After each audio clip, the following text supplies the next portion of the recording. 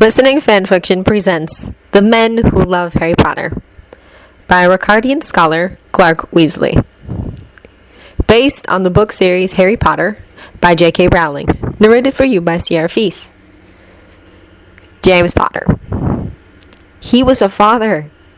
He was a father! He had a little boy who looked just like him, but with Lily's beautiful eyes. He was holding the most precious treasure he has ever had.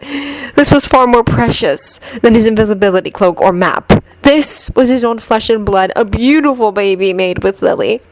He loved spoiling his little boy, his Harry.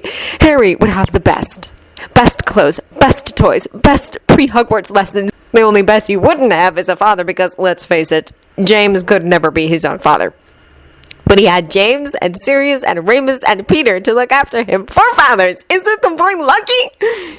You're spoiling him rotten! Lily laughed when James came home with another toy to present to Harry. Harry was only 3 months old and was laying content in James's arms as James pressed a kiss on his forehead. I spoil everyone I love, just like I spoil you, James said, kissing his wife. If only he could have spoiled Harry. His beautiful baby turned into a sweet but lost little boy when James and Lily were taken so cruelly away from him and he was left at Lily's sister's. The sweet lost boy grew into a brave, selfless man. James couldn't be prouder. He couldn't love him more than he ever had. Sirius Black. He was never a type to settle down and get married, and therefore he had no trouble writing a will to leave everything to James Potter's child before it was even born. When Harry was born, Sirius rewrote his will simply to state the kid had stolen his heart. The baby only had to look at him with Lily's emerald eyes, and he was a goner. Hours were spent playing and entertaining the baby. He taught Harry to walk, much to James' disappointment. He tried to get Harry to say Panfoot for his first word.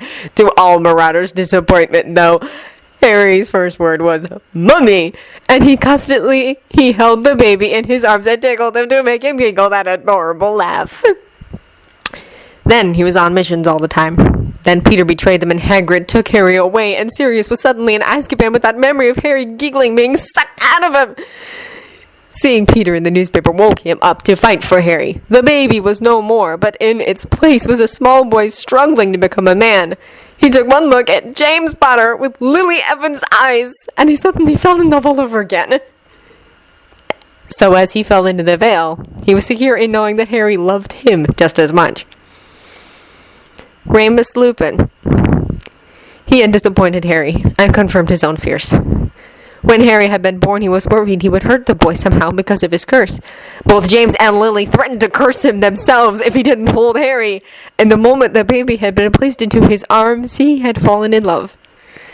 But he chose to obey Dumbledore and his own fears instead of visiting Harry during all those years after Lily and James's death. He chose to hide his past instead of telling Harry.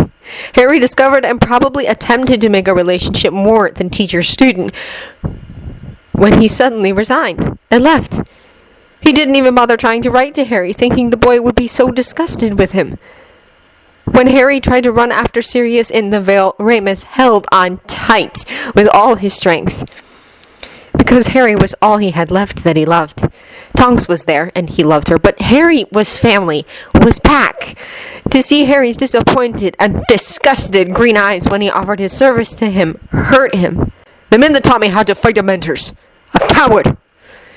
He was too cowardly to be more than a teacher, but by the gods, Harry was his favorite student, and there was no one else he would trust the guardianship of his son to than Harry.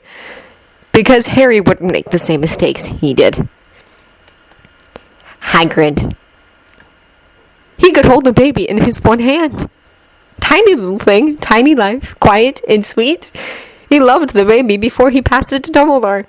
He loved the boy when he looked up and smiled his thanks for the birthday cake and did everything to make him happy.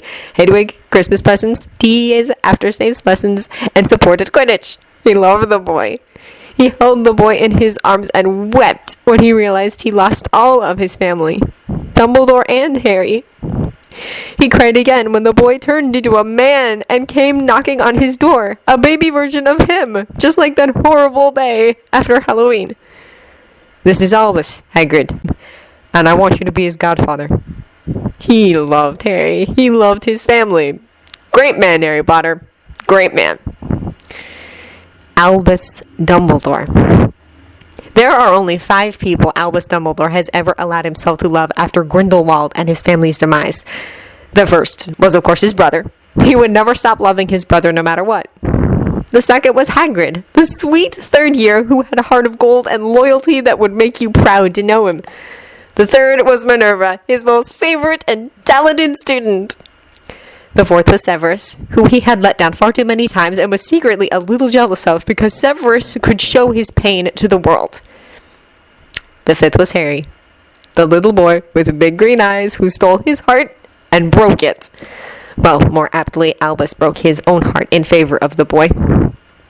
He had no choice but to place Harry in the Dursleys, so the boy would grow up with the best magical protection that not even he could break or imitate. He cursed himself for thinking he was strong enough to test Harry's ability to fight Voldemort during that first year. The tiny boy was light in his arms and half dead. The nightmares Albus watched Harry have afterwards were terrifying. He was truly sorry about the Chamber of Secrets. Magical creatures were never a strong point, and he didn't know much about basilisks to work it all out. Sirius was the worst mistake of his life, as Harry's innocence shattered and the tournament should never have happened. He was filled with sorrow and self-hatred when he died, knowing he half manipulated and completely failed Harry. 2 types of love that hurt the most, being in love and paternal love. Both had burned him so badly. He looks at the man Harry is now, the brave, better, selfless man, and his heart burns with pride, and there's no doubt he loved the boy. Ron Weasley. What Harry doesn't seem to remember after almost drowning, what was he thinking? Was that he had passed out and stopped breathing. Ron could barely feel a pulse there, and he started to panic. Harry was the first person outside his family that he loved. Harry was a good laugh, a good friend, someone who didn't have Weasley blood in his veins and wanted to protect him.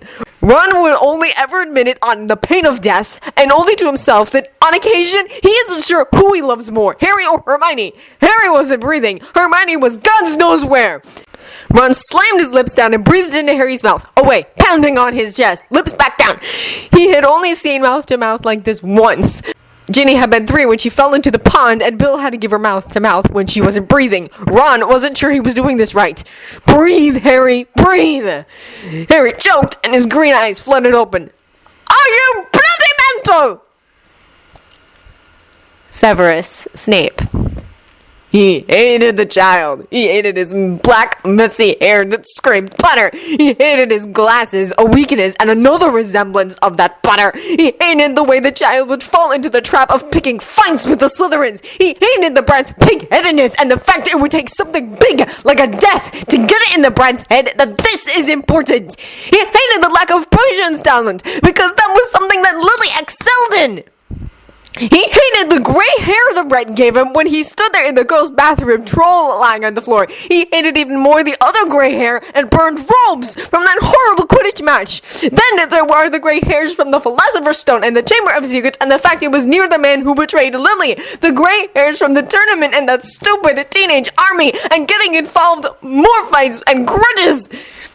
He hated to see Lily's lovely eyes behind Potter's glasses. He hated those stupid clothes that reminded him so much of his own childhood.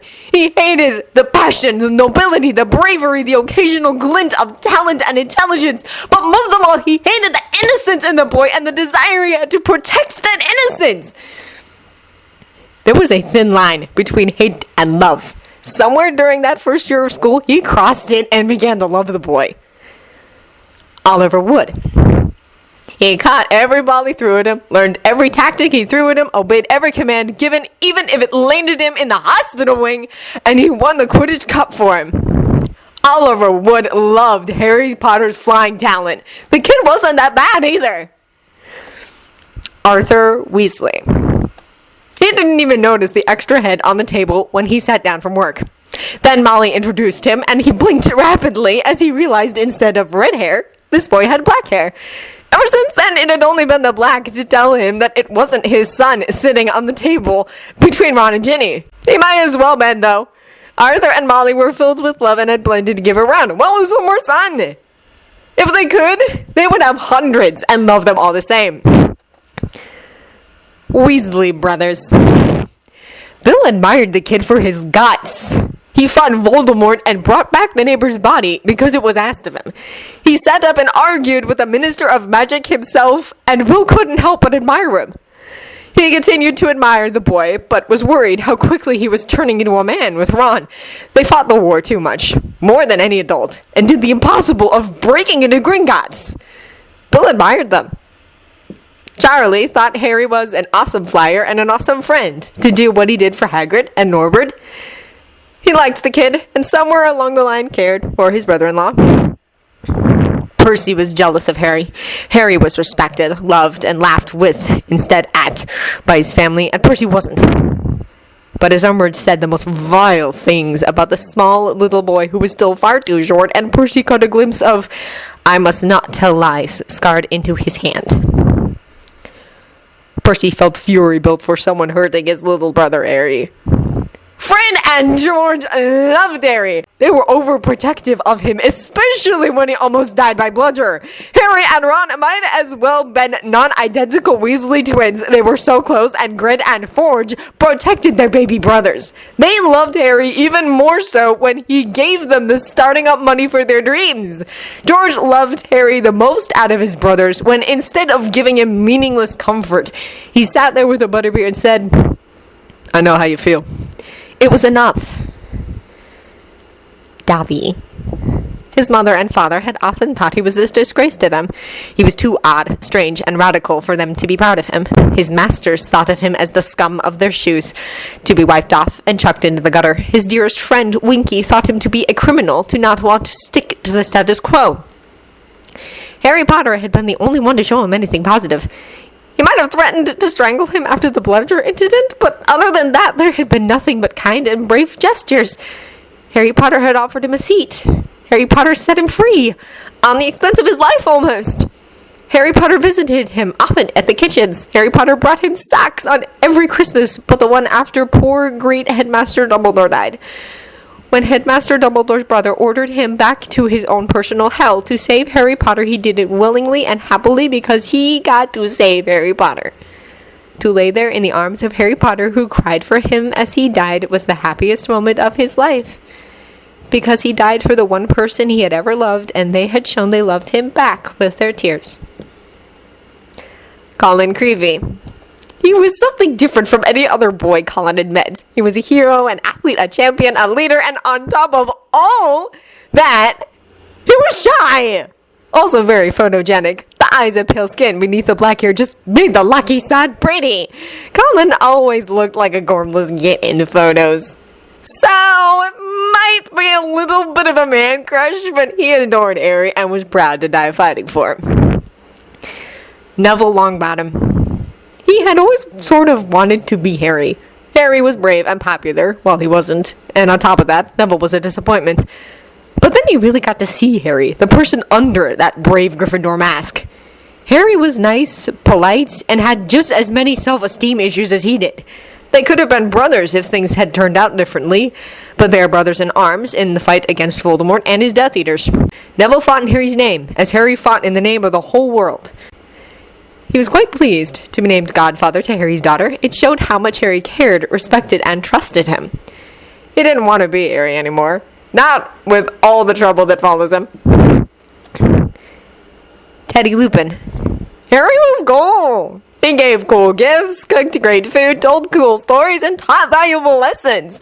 Harry was his godfather and was not related to him. When Teddy found out that Harry was not his daddy, he cried. He was insanely jealous of James, Albus, and Lily because they got the cool dad while his was dead. He didn't want gingival hair and eyes. He wanted to be able to have green eyes and black hair and maybe a couple Weasley freckles.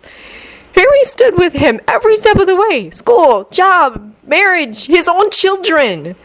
And as Harry, the man that had always been there for Teddy, was about to die, he said the one thing that made Teddy so happy. You might as well have been a Potter. You were a troublesome little thing, and I loved you for it. James, Sirius, and Albus Severus Potter. It was the best dad ever. He would always come home in time to cook dinner, spend time with them, bathe them, tuck them into bed, and tell them an awesome story. He taught them to fly and how to prank. His only rule about pranking is not to let it turn into bullying. He would always look at them as if they were the most important things in the world to them, and there was no one on earth more understanding than Dad. He was easy to talk to cry on, to laugh with, to be yourself, no censoring because the parent might freak out. When they found out that he was a hero to other people, they didn't believe it. Because Dad is brilliant and everything, but he wears glasses and baggy clothing. He goofs around and cooks and cleans. Mom is just useless at that sort of thing. A hero doesn't look or act like Dad. Besides, they don't need a hero like the rest of the world seems to. They just want their dad laughing and ruffling their hair before telling them how much he loves them. End of The Men Who Loved Harry Potter. And if you enjoyed this recording or the content, feel free to leave a comment below or a review at the original story from the link in the descriptions. Thank you for listening.